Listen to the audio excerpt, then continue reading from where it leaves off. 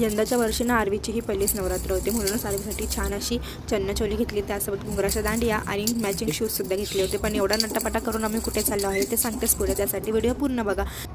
तर हे बघा, आम्ही आलो आहोत ठाण्यात टेंबे नाक्याला. इथे जत्रा भरली होती आणि आम्ही आलो होतो ठाण्याच्या दुर्गेश्वरीचं दर्शन घ्यायला. पण पावसाने इतका धुमाकूळ घातला, गर्दीही तितकीच होती आणि आरवीसुद्धा सोबत असल्यामुळे आम्हाला गर्दीत काय जाता आलं नाही, म्हणून आम्हाला दर्शन काय भेटलं नाही. पण म्हटलं इथपर्यंत आलो आहोत तर तुम्हाला दाखवूनच देते इथे काय काय गोष्टी होते. मला जितकं शूट करता आले तितकं मी शूट केलं आहे. किचन लेवलसाठी छान छान किचन होते आणि त्यासोबत लहान मुलांचे हे ज्या गोष्टी आहेत ते कोणतेही घ्या, ते 100 रुपयाला फक्त.